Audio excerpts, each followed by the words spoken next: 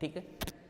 तो इनकी स्टेबिलिटी की अपन बात करेंगे तो ये क्या है, ये है बेंजाइलिक प्लस एलाइलिक। ये जो कार्बोकेटाइन है इसे बोलते हैं बेंजाइलिक कार्बोकेटाइन, और ये जो कार्बोकेटाइन है इसे बोलेंगे एलाइलिक कार्बोकेटाइन। ये बात ध्यान देना। तो आप ये समझो ये तो अलग अलग है, ये एक में ही है बेंजाइलिक एलाइलिक, तो स्टेबिलिटी क्या होगी, फर्स्ट की ज़्यादा होगी, फिर सेकंड की, फिर थर्ड की। ये स्टेबिलिटी ऑर्डर है। अभी मैं ये भी बता देता हूँ कि benzylic carbocation is more stable than the allylic carbocation. Why, इसको भी एक्सप्लेनेशन कर देंगे, क्योंकि इसके अंदर जो बेंजाइलिक का कार्बोकेटाइन है उसकी रेजोनेटिंग स्ट्रक्चर क्या है, नंबर ऑफ रेजोनेटिंग स्ट्रक्चर है वो मैक्सिमम है। बना लो एक बार इसको।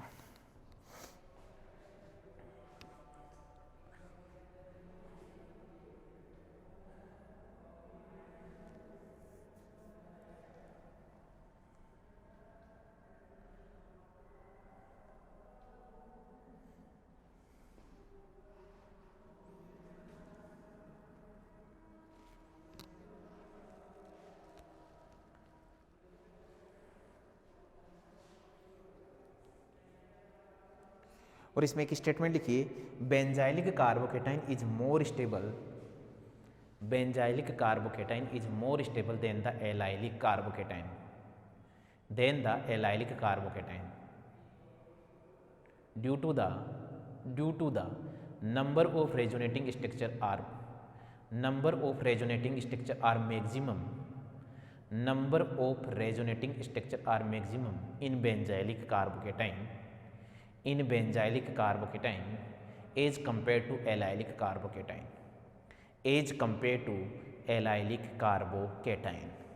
ठीक है। तो देख लीजिए आप लोग, रेजोनेंस है दोनों में, लेकिन यहाँ पर नंबर ऑफ रेजोनेटिंग स्ट्रक्चर क्या हो रही है, मैक्सिमम मिल रही है।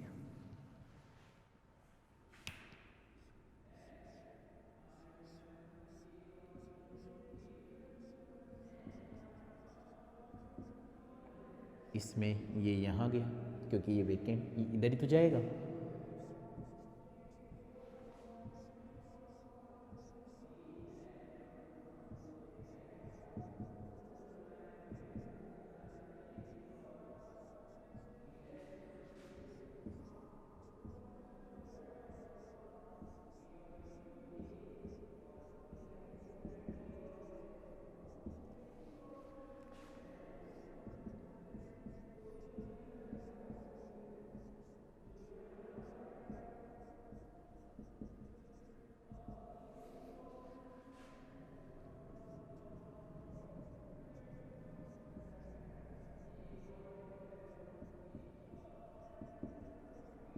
तो यहाँ रेजोनेटिंग स्ट्रक्चर क्या है, मैक्सिमम है, लेकिन इस केस के अंदर जो एलाइलिक कार्बोकेटाइन है वहाँ पे ओनली और ओनली एक ही रेजोनेटिंग स्ट्रक्चर है।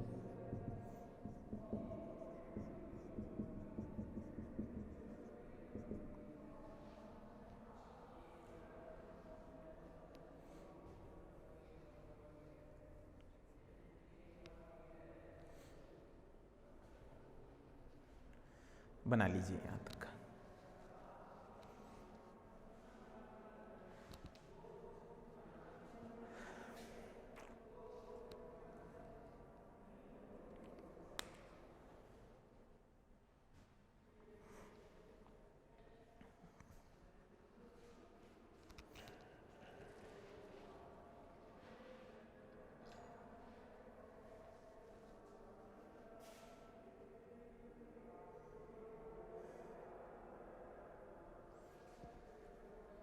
चले अब यहाँ पर आगे और एग्जाम्पल देखिए, इसमें कार्बोकेटाइन की स्टेबिलिटी में बहुत अच्छे अच्छे एग्जाम्पल यहाँ आने वाले हैं।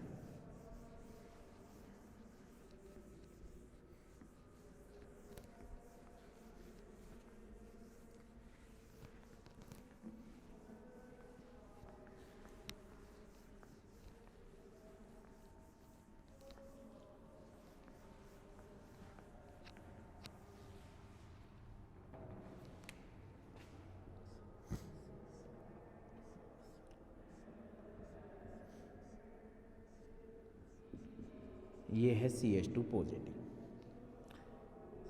यहाँ पर मैंने यहाँ सब्स्टिट्यूएंट जोड़ दिए। क्या जोड़ दिया अपन ने? सब्स्टिट्यूएंट पॉजिटिव, यहाँ पर है ये NO2।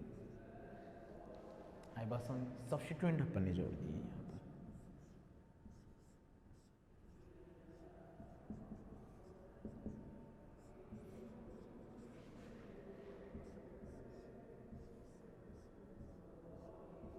अब ऐसे क्वेश्चन आप तभी ही कर पाओगे जब आपको जितना भी पढ़ाया गया है वो सारी चीज़ें आपको समझ में आती हो।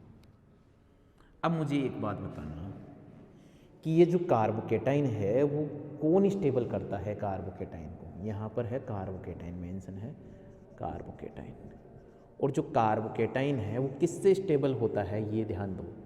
ये स्टेबल किससे? कार्बोकेटाइन को कौन स्टेबल करता है? कार्बोकेटाइन को करता है इलेक्ट्रॉन रिलीजिंग ग्रुप तो स्टेबल करेगा, और इलेक्ट्रॉन विड्रॉइंग ग्रुप इसकी स्टेबिलिटी को ये इंक्रीज करेगा, ये डिक्रीज करेगा। ये बात आपको समझ में आनी चाहिए। अब देखिए यहाँ पर कोई भी ग्रुप प्रेजेंट नहीं है। इस NO2 का क्या लगता है? इस NO2 का मैंने समझाया था। क्या यहाँ पर रेजोनेंस लगता है क्या? यस, इस NO2 का इस पर ऑर्थो पोजीशन पे रेजोनेंस लगेगा। भाई ये कार्बोकेटाइन स्टेबल है कि नहीं है? तो इस NO2 का रेजोनेंस लगेगा और -R लगेगा। अभी देखो आप लोगों को मैंने एक टेबल पढ़ाई थी, +R -R लगेगा। और क्या लगता है? क्या H लगता है? नहीं, इसका -I भी लगता है। इस NO2 का यहाँ पे इस कार्बन के रेस्पेक्ट में ये कौन सा है? ये ऑर्थ इप्सो पोजीशन, ये ऑर्थ और मेटा। क्या NO2 का मेटा पोजीशन पे रेजोनेंस लगेगा क्या? तो आप लोगों को पता है कि कोई भी किसी भी ग्रुप का मेटा पोजीशन पे रेजोनेंस नहीं वर्क करता। रेजोनेंस कभी भी मेटा पे नहीं लगता, इसलिए NO2 का -I लगेगा। इस NO2 का इस पेरा कार्बन के ऊपर -R भी लगेगा, -I भी लगेगा। अब आप लोगों को ये पता होना चाहिए कि stability of carbocation directly proportional to +R और इन्वर्सली प्रोपोर्शनल टू क्या भैया? -R। +R +H और +I, -R -H और -I। तो इस केस के अंदर ये स्टेबिलिटी ऑफ कार्बोकेटाइन का एक फॉर्मूला बना लिया मैंने। इस केस के अंदर अब मैं बात करूँगा तो इस ऑर्थो के ऊपर समझना कि जो इसमें माइनस वाला, इस सिंपल वाले में, इसको मैं बोल रहा हूँ सिंपल बेंजाइलिक कार्बोकेटाइन, यहाँ पर नेगेटिव जो ग्रुप है वो तो सब्स्टिट्यूएंट तो प्रेजेंट ही नहीं है। यदि नेगेटिव प्रेजेंट नहीं है तो मैं ये कह दूंगा कि इसको सिंपल बोलूँगा कि सिंपल वाला सबसे ज़्यादा स्टेबल होगा। अब बात करूँ मैं इन तीन की। इन तीन में यहाँ पर -R का ध्यान देना, ये जो ऑर्डर होता है कि यहाँ पे भी जो ऑर्डर होगा कि तुम्हारे +R मतलब जो R होता है उसका इफेक्ट सबसे ज़्यादा होता है, फिर H का और फिर I का। अब एक बात बताओ, -R किस किस में लग रहा है? इन दोनों में। तो -R लग भी कौन सा रहा है? -IR वाला, सॉरी ये जो R है वो लग भी कौन सा रहा है? -R वाला। और आपको पता है -R की वजह से तो स्टेबिलिटी सबसे कम हो जानी है, क्योंकि जो कार्बोकेटाइन है उसको स्टेबल कौन करता है? प्लस वाले इलेक्ट्रॉन जो दे देगा उससे उसकी स्टेबिलिटी आ जाएगी। लेकिन यहाँ तो ये नेगेटिव वाले तो इलेक्ट्रॉन लेगा, खींचेगा अपनी ओर, तो फिर इन दोनों की तो स्टेबिलिटी कम हुई, तो इसकी तो सबसे ज़्यादा होगी, इन दोनों की कम होगी। तो फिर कौन आ गया? ये मेटा वाला, क्योंकि मेटा वाले में -R नहीं लग रहा, ओनली -I लग रहा है। अब बात करें इसकी, तो एक बात बताऊँ, -R दोनों, चाहे वो ऑर्थो पे प्रेजेंट हो चाहे वो मेटा से लगे, दोनों ही कंडीशन में उनकी जो इंटेंसिटी होगी वो तो सेम होगी। क्योंकि ध्यान देना, मैंने एक स्टेटमेंट लिखाया था, resonance work at ortho and para position with equal intensity, it never work at meta position. इस लाइन का मतलब यहाँ निकलेगा। तो जब इन दोनों केस के अंदर, इन दोनों के अंदर जब वर्क सेम हो रहा है तो फिर हम देखेंगे -I।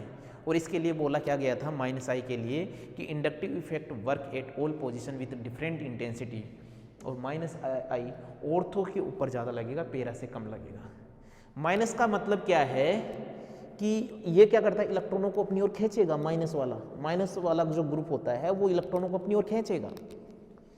तो जितनी ज़्यादा डिस्टेंस पे होगा, भाई समझ लेना कि एक ग्रुप तो यहाँ प्रेजेंट है, एक ग्रुप यहाँ प्रेजेंट है, तो ये वाला जो ग्रुप है वो इसके इलेक्ट्रॉन को कम खींच पाएगा, लेकिन जो यहाँ प्रेजेंट है वो ज़्यादा खींचेगा। तो इस केस के अंदर यदि इलेक्ट्रॉन को ज़्यादा खींचेगा तो ये पॉजिटिव चार्ज बहुत ज़्यादा हो जाएगा, लेकिन इसमें कम होगा।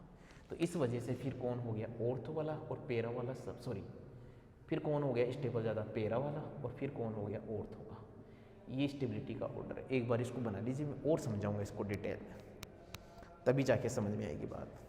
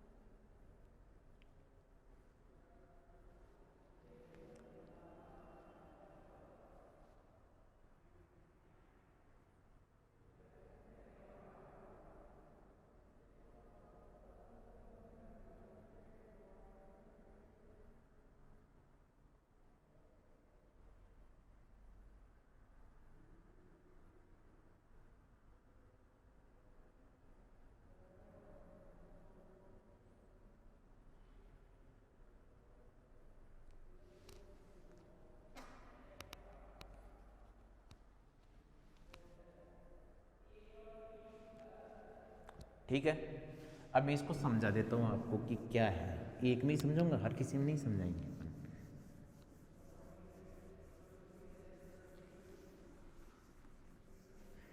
भाई तुमको ये समझा दूं कि ऑर्थो से वर्क कैसे होगा, पेरा से कैसे वर्क होगा।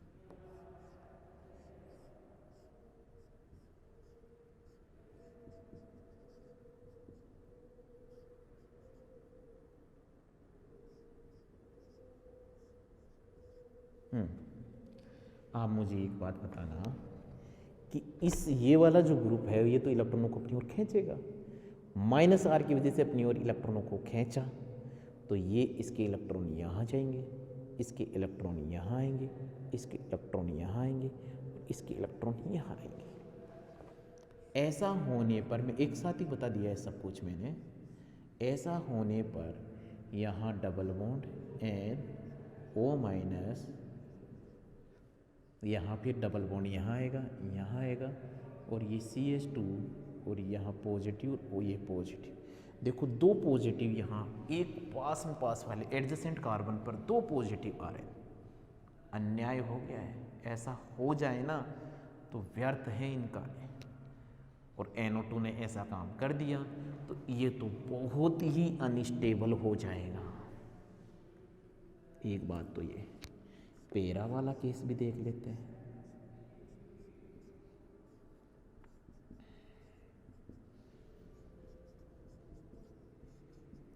भाई इस केस के अंदर क्या करेंगे हम, समझना कि ये इलेक्ट्रॉनों को अपनी ओर खींच ले, इलेक्ट्रॉनों को अपनी ओर खींच रहा है, तो फिर क्या हो जाए,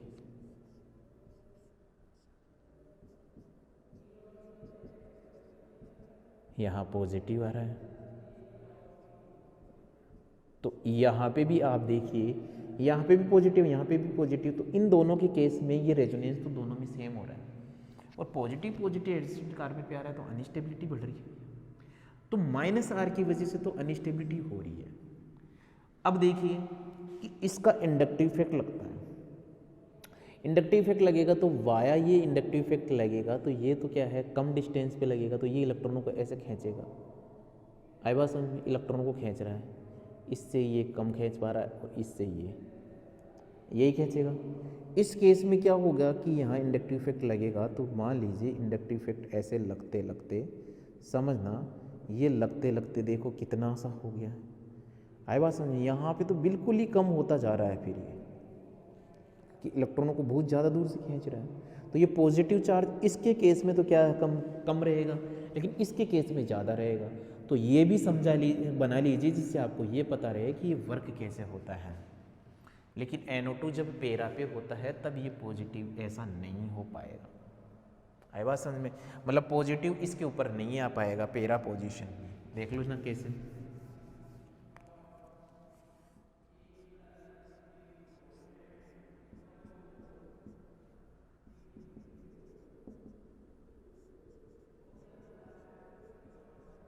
ऐसा है, मान लीजिए ये यहाँ आ गया तो ये यहाँ आ जाए। आई बात समझ में? सॉरी, ये यहाँ आ गया तो ये यहाँ आ जाएगा, ठीक है, ये यहाँ आ जाएगा। तो आप देख लीजिए इसके अंदर कभी भी पॉजिटिव यहाँ तो नहीं आएगा। ये लो, कैसा ही रेजोनेंस करवा दो इसमें नहीं आएगा। इसलिए यहाँ NO2 का कोई इफेक्ट नहीं लगेगा, मतलब R इफेक्ट नहीं लगेगा। बना लीजिए इन दोनों को ताकि आगे और एग्जाम्पल अपन सोल्व कर लें।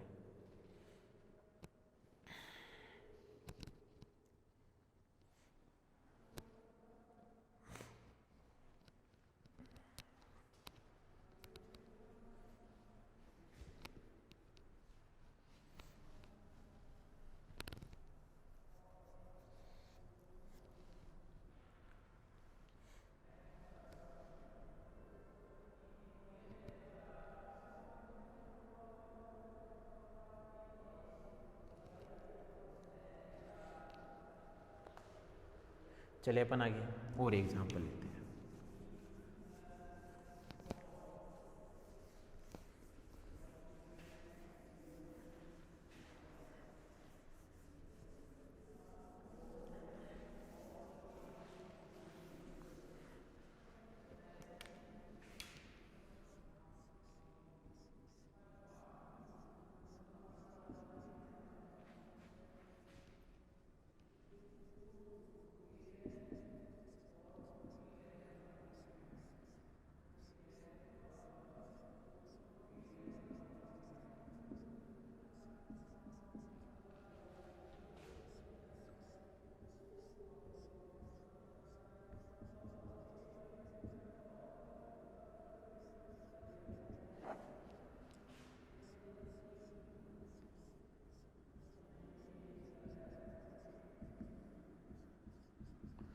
अब इनकी स्टेबिलिटी देखेंगे।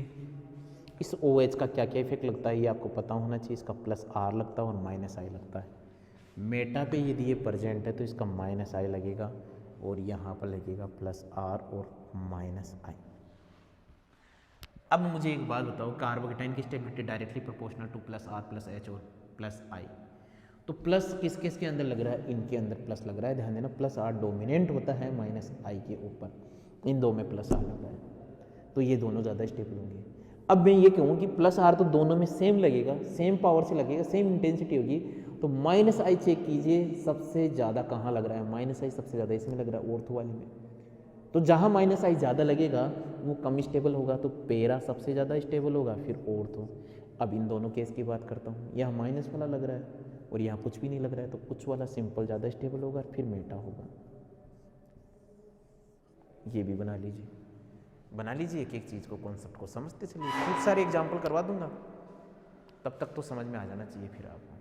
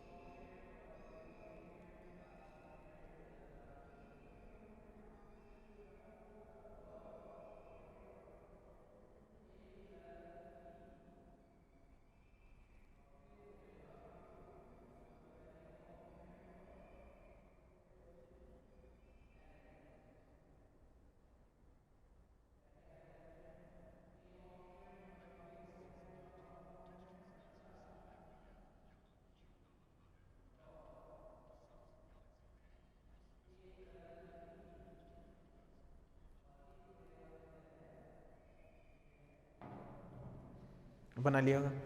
नए एग्जाम्पल लीजिए और समझा देता हूँ मैं आपको। अब आप ये क्वेश्चन खुद सोल्व कीजिए। देखिए ओ आर लगाइए इन पे इफेक्ट ओ आर। आपको सबसे पहले तो इनका वो पता होना चाहिए कि किस में क्या इफेक्ट लग रहा है।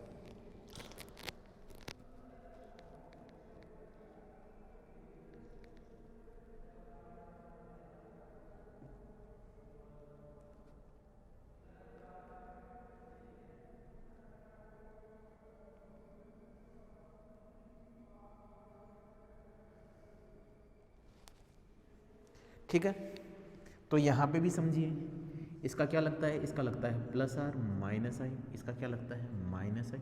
इसका क्या लगता है प्लस आर और क्या भैया माइनस आई। सेम वही है, प्लस आर वाले ज़्यादा स्टेबल होंगे, लेकिन माइनस आई इसमें पास से लग रहा है उससे दूर लग रहा है। तो पेरा ऑर्थो फिर सिंपल और फिर मेटा। ये बना लीजिए, मैं एग्जाम्पल चेंज करता हूँ।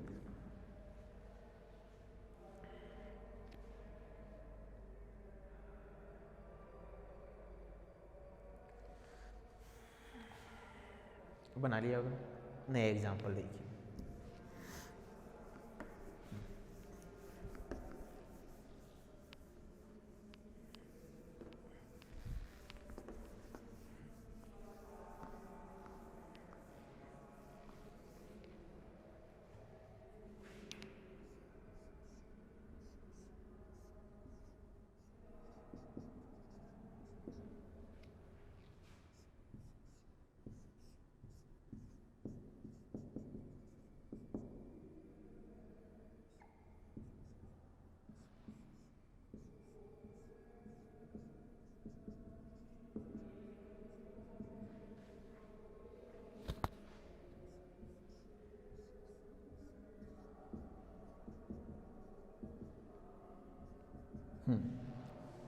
आप लोग याद कीजिए, मैंने एबनॉर्मल बिहेवियर ऑफ हेलोजन पढ़ाया था और वहाँ पे देखना कि मैंने तीसरा स्टेटमेंट लिखवाया था स्टेबिलिटी का।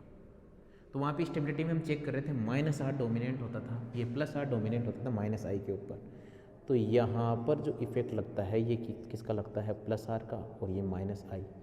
ये क्या लगता है माइनस आई, और यहाँ पर क्या लगता है प्लस आर और माइनस आई। इसका भी क्वेश्चन वैसे ही सॉल्व हो जाएगा। प्लस आर जहाँ जहाँ लग रहा है उसकी स्टेबिलिटी ज़्यादा होगी। क्यों? क्योंकि ध्यान देना stability of carbocation directly proportional होता है प्लस आर के। तो किस में लग रहा है ऑर्थो और किस में लग रहा है ऑर्थो और पेरा में लग रहा है। लेकिन माइनस आई यहाँ ज़्यादा लग रहा है वहाँ कम लग रहा है। जहाँ कम लग रहा है वो ज़्यादा स्टेबल होगा पेरा, फिर ऑर्थो, फिर होगा कौन सिंपल, क्योंकि सिंपल में कोई माइनस आई नहीं लग रहा है, और फिर होगा मेटा। एक बार ये बना लीजिए और एग्जाम्पल सोल्व करते हैं।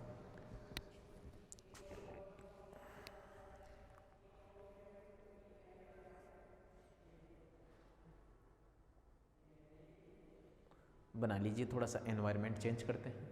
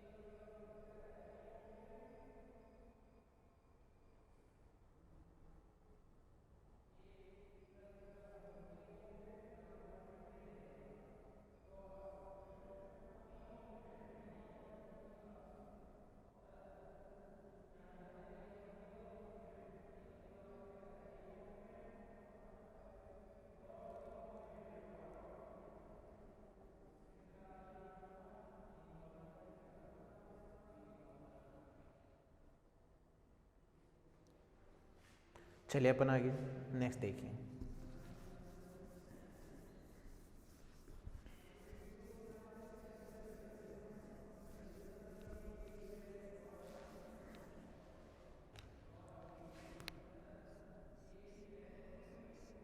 ये एग्जाम्पल सोल्व करते हैं। देखो जिसके समझ में आ गया ना ये एग्जाम्पल, उसके लिए तो बहुत ही अच्छी बात है कि उसे कुछ करना ही नहीं पड़ेगा, कोई 10 इफेक्ट लगाने नहीं पड़ेंगे यहाँ पर। आप लोग याद करो, जब मैंने एबनॉर्मल बिहेवियर ऑफ हेलोजन पढ़ाया था, वहाँ पे स्टेबिलिटी आप जब कर रहे थे, तो वहाँ पे मैंने बोला था कि जो तुम्हारे पास में इसके केस में CL, Br और I के केस में मैंने बोला था कि यहाँ पर -I डोमिनेंट होता है किसके ऊपर, +R के ऊपर। ये बात मैंने लिखवाई थी, यानी कि यहाँ आंसर ही इसके केस में -I से देना है, तो यहाँ क्या लगेगा -I, यहाँ पे भी क्या लगेगा -I, और यहाँ पे भी क्या लगेगा -I। लगता तो +R भी है, लेकिन +R का तो सिचुएशन ही ख़त्म हो जाएगा यहाँ पे, क्योंकि प्लस यहाँ -I डोमिनेट होता है +R पे। इससे आप आंसर दोगे तो -I जिसमें लग रहा है वो तो कम स्टेबल होंगे, तीनों में -I लग रहा है इसलिए ज़्यादा स्टेबल सिंपल वाला होगा। अब -R मैक्सिमम डिस्टेंस से कहाँ लग रहा है, पेरा पे, फिर लग रहा है मेटा में, और फिर लग रहा है ऑर्थो में। ये स्टेबिलिटी का ऑर्डर होगा। समझ लो, जो भी स्टेटमेंट लिखाए हैं उनको जितना जल्दी आप पकड़ कर लोगे उतनी ही आप लोगों के लिए आसानी होगा।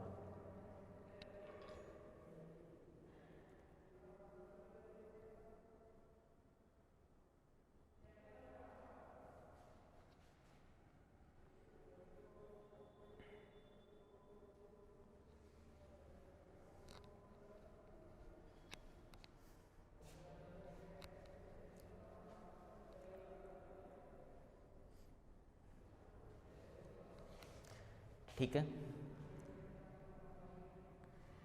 जितना जल्दी इन चीज़ों को समझ लोगी उतनी ही आप लोगों के लिए आसानी होगी। बना लो भाई। तो ये कार्ब केटाइन की स्टेबिलिटी देख ली होगी अब हमने। अब मेंशन कीजिए stability of carb A9, stability of carb A9, stability of carb A9, ठीक है ना। और कार्ब एनाइन की स्टेबिलिटी में भी देखो, बेंजाइलिक प्लस एलाइलिक ज़्यादा स्टेबल होता है, फिर बेंजाइलिक, फिर एलाइलिक, और सारी चीज़ें आप जानते ही हो। जैसे ये बेंजाइलिक प्लस एलाइलिक है, दोनों प्रेजेंट है इसके अंदर। ये एलाइलिक का केस, ये बेंजाइलिक का केस है, और ये एलाइलिक का केस है।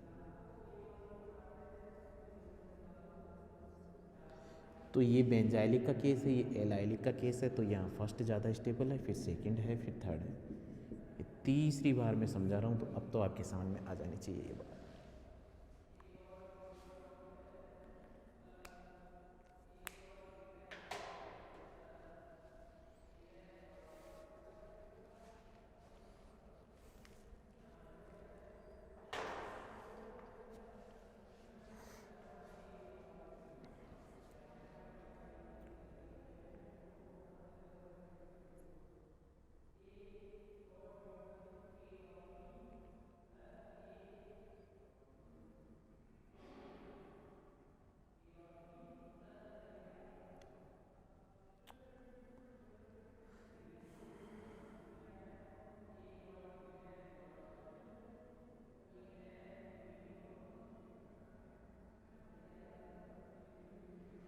ठीक है भाई, चले आगे।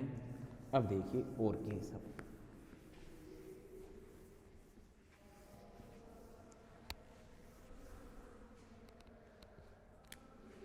भाई ये तुम्हारे पास में जो केस मैंने कार्ब केटाइन के सेंस में लिए थे, अब कार्ब एनाइन के सेंस में ले रहा हूँ मैं।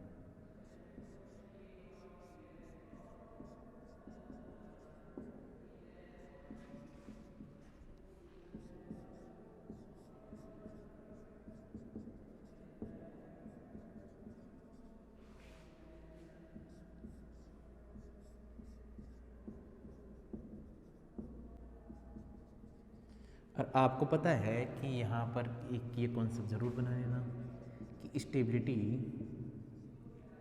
Of carbanion directly proportional -R -H -I and inversely proportional to +R +H और +I। अब आप यहाँ पे चेक कीजिए, इस NO2 का क्या लगता है। इसका लगता है -R और -I, इसका लगता है -I, इसका लगता है -R और -I। अब आप देखिए कि यहाँ पर स्टेबिलिटी उसकी ज़्यादा होगी जहाँ -R लग रहा हो। -R किस में ज़्यादा लग रहा है, ऑर्थो और पेरा में, और -R की जो इंटेंसिटी है वो तो सेम होगी। अब माइनस आई आप देखिए ज़्यादा कहाँ लग रहा है, यहाँ पे, जहाँ माइनस आई ज़्यादा लगे इस केस के अंदर नेगेटिव, पॉजिटिव था तो उल्टा हो रहा था। इस केस में माइनस आई जहाँ ज़्यादा लगेगा उसकी स्टेबिलिटी उतनी ज़्यादा होगी। तो पहले किसका, ऑर्थो, फिर पैरा, फिर मेटा और फिर सिंपल।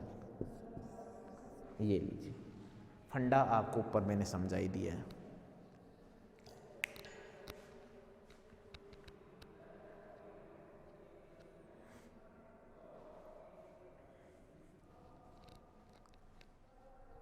बना लो भैया फटाफट इसको। फंडा मैंने ऊपर समझा ही दिया है इस चीज़ का कि भाई ऐसा क्यों हुआ।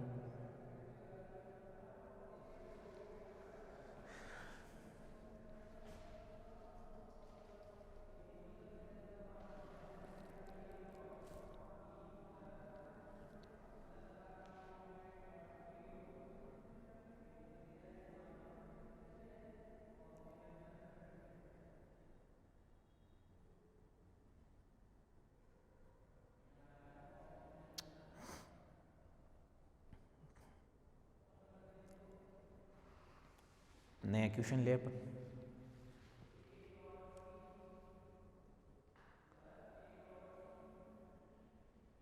बना लिया। एक नया क्वेश्चन पकड़ते हैं अपन।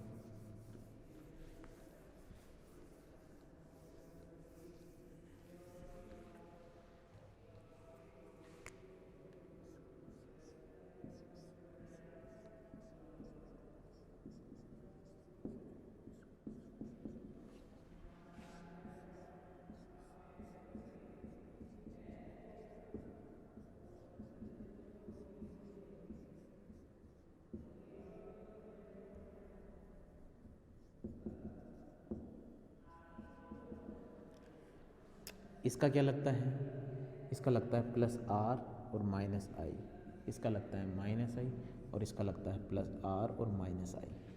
क्या है, stability of carbocation directly proportional minus R minus H minus I. आप देखो माइनस आई किस में लग रहा है, यहाँ लग रहा है प्लस और प्लस, प्लस लग रहा है, दैट मीन्स ये अनस्टेबल होंगे, सबसे ज़्यादा अनस्टेबल होंगे। इसको देखने के बाद में इस पर मूव करोगे आप, पहले नहीं करोगे। कहीं तुम बोलो सर माइनस आई भी तो लग रहा है, अरे पहले तो प्लस आर की वजह से ही ये क्या हो गया, अनस्टेबल हो गया।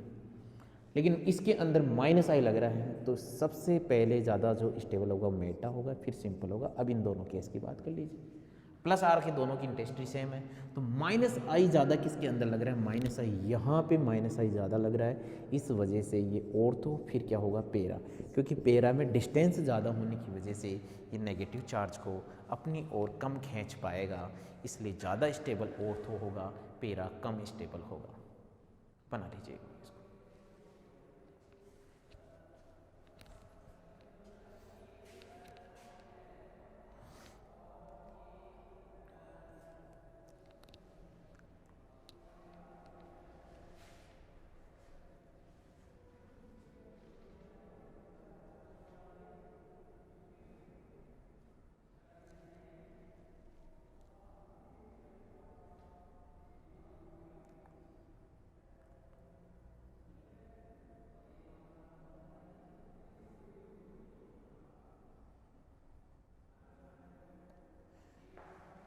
एक आध एग्जाम्पल और ले लेते हैं अपन।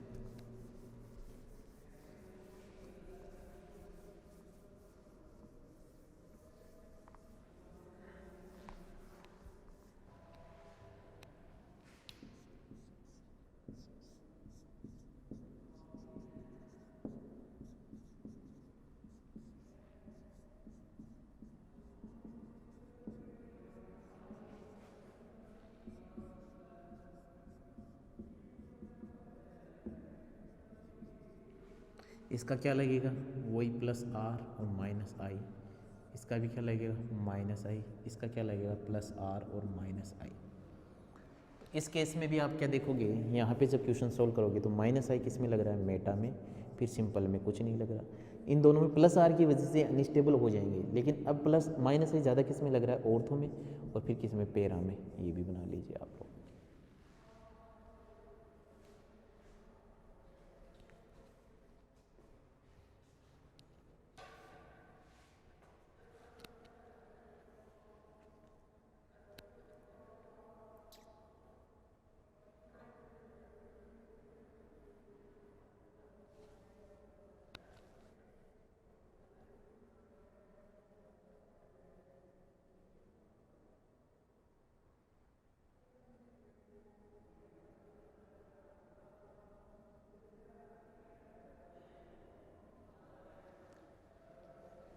आई बात समझ?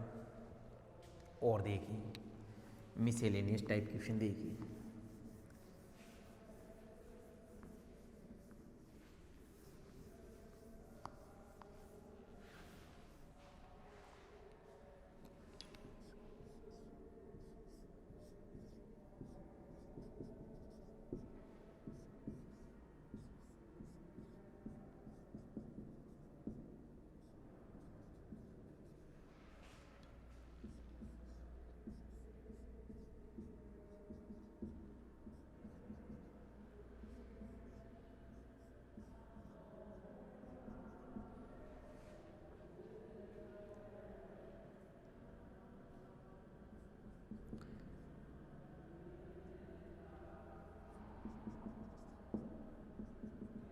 भाई ये क्वेश्चन सोल्व करें तो ये तो सिंपल है, ये कि इसका क्या लगेगा, इसका लगेगा माइनस आर माइनस आई, इसका भी क्या लगेगा माइनस आर माइनस आई, इसका क्या लगेगा माइनस आर और माइनस आई बस। या ये क्वेश्चन अभी मत कीजिए सोल्व, इसको बाद में बताऊंगा, ऐसे क्वेश्चन सोल्व बाद में करना बताऊंगा, इनके माइनस आर का भी क्या ऑर्डर होता होगा इसके ऊपर बाद में बात करेंगे। अभी तो ये वाले ही सोल्व कर लीजिए आप लोग।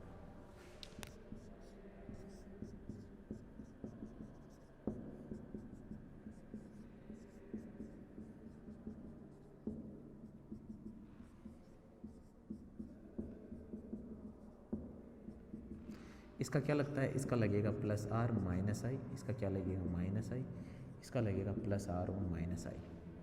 तो नेगेटिव वाले को स्टेबल कौन करेगा, माइनस वाला।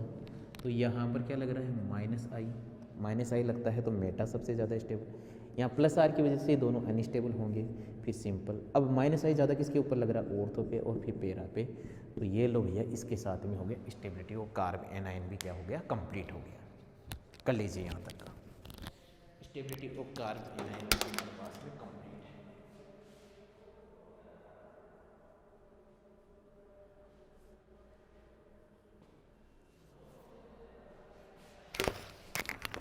कार्ब एनाइन की स्टेबिलिटी आप लोगों को बता दी गई। आरी बात समझ में? यहाँ पे आप लोग एग्जाम्पल चेंज करके और बनाना चाहो, मैं आपको घर के लिए क्वेश्चन बना देता हूँ कि तुम यहाँ पर जो सोल्व करोगे वो किसको सोल्व करोगे, CH2 माइनस। देखिए ये क्वेश्चन तुम खुद से भी सोल्व करना, CH2 माइनस, यहाँ पर C है, CH2 माइनस मेटा पे Cl, CH2 माइनस यहाँ पे पेरा पे Cl। इस क्वेश्चन को तुम खुद सोल्व करना, इसका आंसर लेके आना। क्या इफ़ेक्ट लगाए होंगे, क्या चीज़ें देखनी पड़ेगी अपने को, ये सारी चीज़ें आप लोगों को पता होना चाहिए। आगे बात समझ में? तो इसके ऊपर डिस्कशन आप कीजिए, उस क्वेश्चन को आप खुद सोल्व करोगे। आई बात समझ में? ये क्वेश्चन आपको खुद को सोल्व करना पड़ेगा। ये सारे फंडे, जितने भी फंडे आप लोगों को बताए गए हैं, वो सारी चीज़ें आप लोग देखोगे, हर चीज़ को कवर करना पड़ेगा आप लोगों को, ठीक है ना।